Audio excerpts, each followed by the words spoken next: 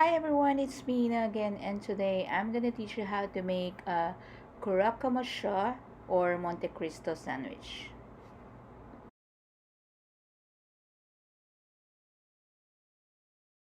Okay, so normally when you're making Monte Cristo sandwich, it comes with ham. So they're using like fried ham and then cheese.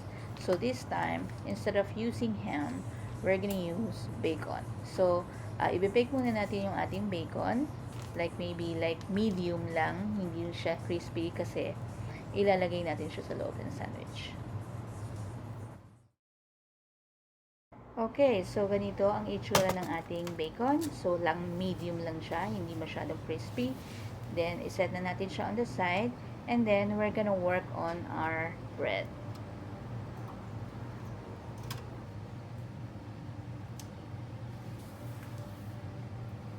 Okay, so let's work with our bread. So, we're going to use white bread.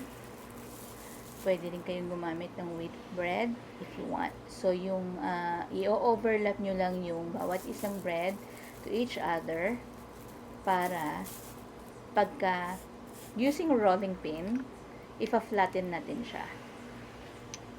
Kaya natin in-overlap yun para dumikit, parang hindi maghiwa-hiwalay. Kasi, we're just using yung pre-cut na loaf. So, kung meron naman kayong kilalang bakery, pwede nyo siyang ipakat ng lengthwise. Para hindi kayo mahirapan roll. So, ayan. So, uulitin nyo ulit yan. It depende sa inyo kung gusto nyo 3 or 4, medyo mahaba or medyo makapal. It's up to you. So, ganun ulit ang gagawin natin. So, siguro maybe 3 beses or 4 na beses. Ipa-flatten ulit natin siya. And then, after natin ma-flatten yan, pagdidikitin natin yung dalawa to each other ulit. Yan, i-overlap nyo ulit doon. Yan, ganyan. And then, i-flatten nyo ulit siya. I-roll nyo yung pin doon para hindi siya maghiwalay. Okay, so, dapat may ready na kayong parchment paper and foil. Aluminum foil. So, ilalagay natin yung ating flattened bread doon sa parchment paper. And then, ilalagay na natin yung slice cheese. So, I'm using American cheese, which is the white one. You can use any kind of cheese. Pwedeng yung yellow. Pwedeng, I don't know kung anong gusto nyo. Pero, cheese. Basta cheese. So, ilalagay niyo yan siya. Mas masarap ang American cheese. Promise. And then, after nyo mailagay yan dyan, i-line up na yan, ilalagay na natin yung ating bacon. So, lagay natin isa-isa pa ganyan or pa ganyan yung ating bacon. Kailangan punuin natin siya para masarap.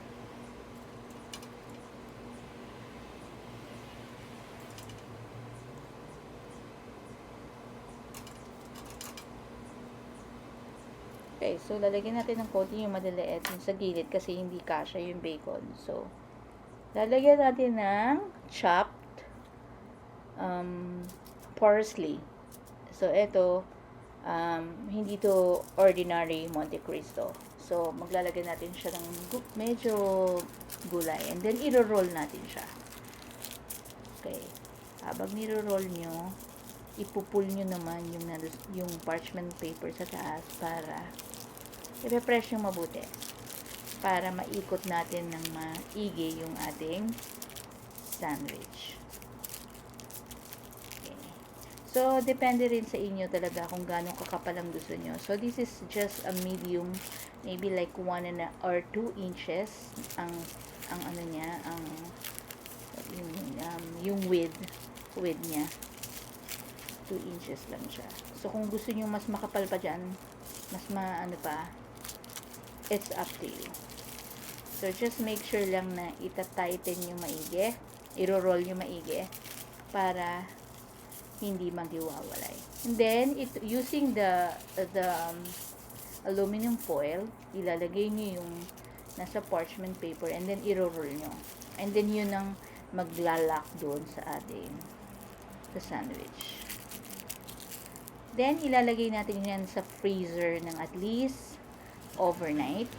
So, kung gagawin nyo ito the next day, kailangan beforehand gawin nyo na. So, after a day, overnight, or maybe 6 hours yung nasa freezer, ayan ang itsura niya. So, matigas na siya. I-slice na natin siya. Siguro mga ½ inch thick. So, it's still up to you kung gaano kakapal ang gusto nyo. Pero, huwag naman masyado makapal para madaling maluto. So, ayan. Etong sa akin, mga at least ½ inch or 3/4 inch. Yan. So, kailangan matigas na matigas yung ating Monte Cristo para hindi siya mag-iwalay. So, in a separate bowl, lagay tayo ng, we need 1 egg and a tablespoon of milk. Then, i-dip natin doon yung ating sliced sandwich. Then, in a separate pan, lalagay lang tayo ng butter. And then, yung ating dipped sandwich na may egg, ipa-fry na natin. So, alam nyo, this is really, really good. I'm sure na magugustuhan ng inyong mga loved ones ang sandwich na to. So, the reason why I put parsley para magdagdag lasa dun sa ating sandwich. So, hindi masyadong, parang may buhay. Okay, so, ilalagay, hanggang mag-golden brown na siya. And makikita nyo na nagme-melt talaga yung cheese niya. So, you can use ham if you want.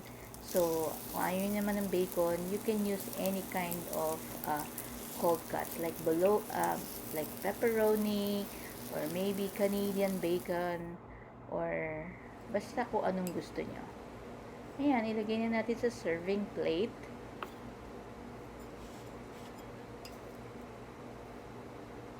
And, lalagyan natin siya ng syrup.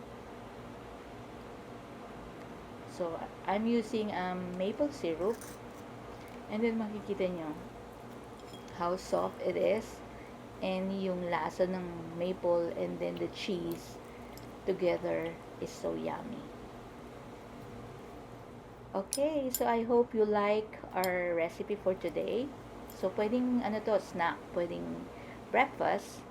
So, enjoy. Thanks for watching.